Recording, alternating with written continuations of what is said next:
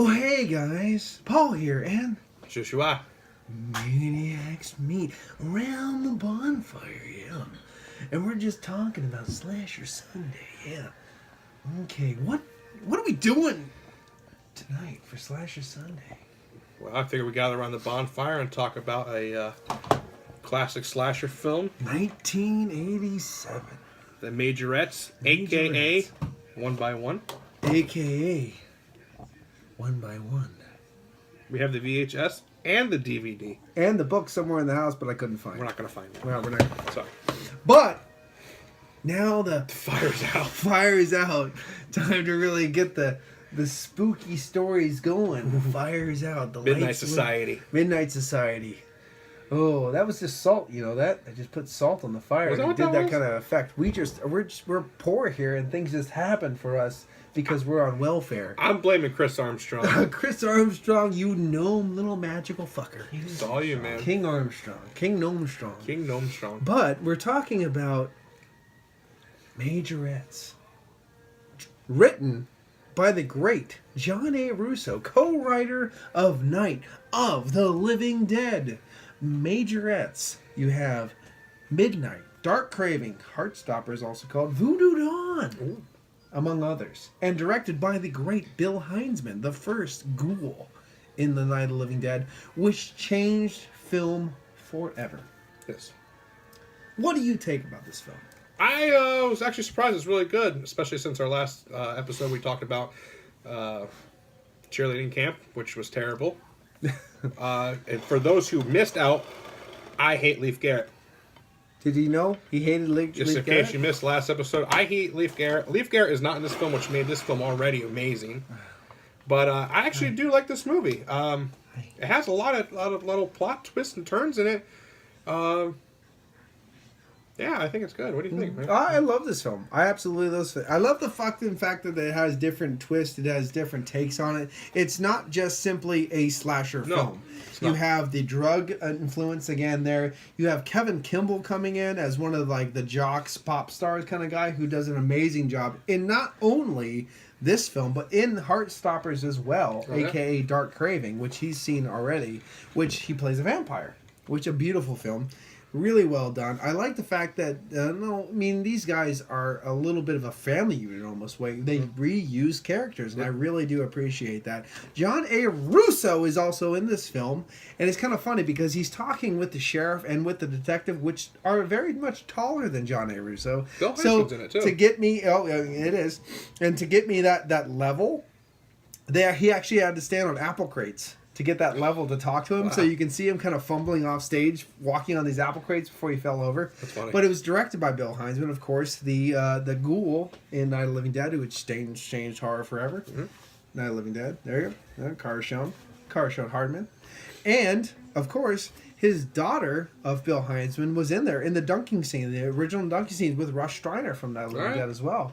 The unaccredited Johnny of Night of the Living Dead. Ooh. Yes. So that's awesome too. So so many classic stars, classic kind of Western PA vibe. Western PA is kind of, I don't know, for me, being a Pennsylvania and loving Pennsylvania, I think Western PA kind of idolizes or kind of forms what we know of horror in so many facets today. I mean, we're a hub of so many creative things, and Pittsburgh itself is just a slew of films filmed in Pittsburgh. You can absolutely tell when Pennsylvania is being used in a horror movie, especially movies like this or Night Riders or Midnight, because you can tell it's just so beautiful. You can see Midnight. And like I said, the colors and the contrast, the scenery alone is just, the landscaping in this movie is amazing. Mm-hmm. You know, just like the rolling hills and the bonfires. The bonfires. Smokiness. I feel like I'm in a bar. That's all right. I don't smell gonorrhea. Anyway, but no, it's definitely a good movie. I think one of my favorite things is when you find out who the main slasher is, and he gets caught by the bad guys. Yes. And use him. That's all right. When you're dead, we will spend your money. That's okay. Go to, oh shit, we'll try to blackmail the cop. Oh, I get hung. Oh, things happen. All right, back to the Nazi helmet because she has a very like weird. I'm an ancient Issa vibe. Issa, she-wolf of the geriatric ward. We'll put one on the bottom, and we'll put one on the top. There we go. Glockenspiel. Glockenspiel. That's right. You will do what I say. But yeah, she has that kind of weird, evil granny Nazi vibe to her, and her retarded, horny son. But that's what I did last time. Well, you better have the money. Okay, I'll have it. It's good. And you want to feel bad for the guy, but you just don't because he's a piece of shit. Just a piece of shit. I feel like, too, the whole bar scenes were just filled with ruffians and bikers. I really feel like that was real in Pennsylvania. Like, but no, let me just, right now, before we get too far. Okay. Did the bar stripper scene look like a shitty diner? You could tell they makeshift that stripper. Out of a shitty diner. They literally laid like Christmas lights on the floor in a square. Out of a shitty fucking diner. It was so bad. It was like, oh my, you couldn't even put like a school desk for the person like Uncle Fred's in Waynesboro where they have a school desk for the people to dance on. It's so fucking bad. Yeah. It's so good. But let's just say the Kevin Kimball scene of the revenge, when he goes fucking apeshit with the AKs and stuff like that, I mean, that is brilliant. No, I mean, that is really brilliant. Really and good. It's really well done, too. Yeah, it's definitely one of those movies, once again, I don't understand why it doesn't have a huge or bigger following. And no one ever talks about this. Never. I mean, honestly, I didn't even know about the movie until you introduced it to me. But, you know, there's a lot of people who like slasher films, especially the bandwagon people with your Freddys and Jasons and stuff. And there's not really a paranormal entity here at all. It's literally just a straight there's no monsters or ghouls or ghosts or no, it's what a slasher is supposed to be, a human condition. Yep. There's a sick man who happens to be on the police force, and he just is a killer, and there's a lot of water things. Now, it is different than the book. The book, the slasher in the book is one of the head cheerleaders' dads making sure the kid succeeds and all this shit and blah, blah, blah. And this is different, but I like the difference. I like the sheriff is there, because the sheriff, who's going to catch me, motherfucker? Nobody. Yeah, that's right. I'm the sheriff. Yep. You know, and he gets the fuck away. It's the best. I think the only problem is he's such a bland actor that I think they hover on him like a second or two too long in his cutscenes. Yep. But literally, that is the most minute thing I can say. Other than that, everything's perfect. You know what I mean? Yep. I like how how Vicky or whatever just falls out of the locker when they open the door. I mean, there could be more nudity. There was nudity. There could be more nudity. There can always be more nudity. You know what I mean? Never have enough. But we know, obviously, we're talking about kids that are supposed to be in high school, so obviously there could be like dog nodding and things. I mean, it could get a little bit more crazy than that, but it doesn't. And you know what? Sometimes you have to take the less for the more. Yes. You know what I mean? Yep. You know, because kids these days, they get up to everything, don't they? What do you think about the killer's get up? Just really all camo. Literally all camo. It's very simple. And what about the noise? Actually, what happened was that first car that you see was an old MG. MG Sprite, MG Midget, that kind of style.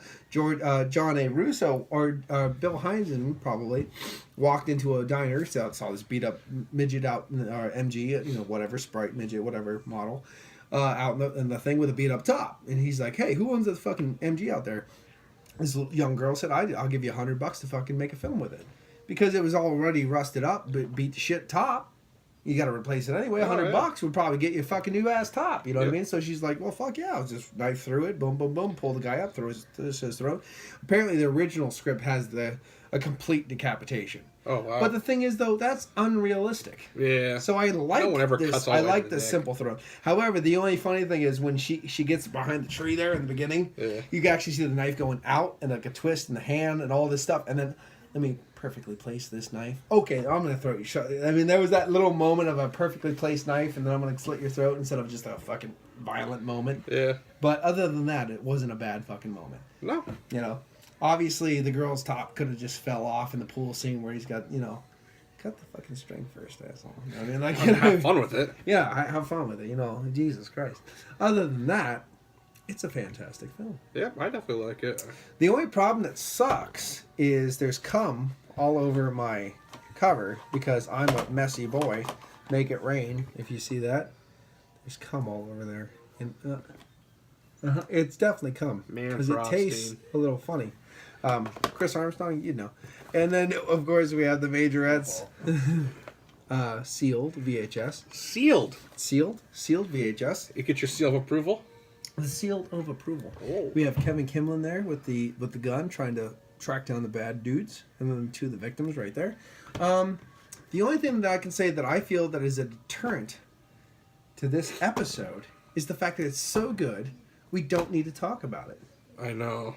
It's one of those things. It's that good. This might be a short episode. It's going to be less than 15 minutes because this episode is just about a great film. It is. There's not really anything bad about the movie. And like I said, I'm surprised it doesn't have a bigger following. Mm-hmm. I'm glad that you enjoyed it. I do. And I appreciate you and thank you, Paul, for introducing me to such absolutely a good film. If you go John A. Russo, Bill Heinzman, Russ Streiner, how can you go wrong? You just can't. It's cool they put Pennsylvania on the map with these things, too. Mm-hmm. It's like, because who makes Pennsylvania movies, except for these guys? Like, and Groundhog Day, which was filmed in Woodstock, Illinois. Yeah. Don't drive angry. Oh, you savage. Anyway, this has been Paul. And Joshua. ManiacsMeat. Simple episode. Gotta go. See you later. Things to do. Bye. Goodbye.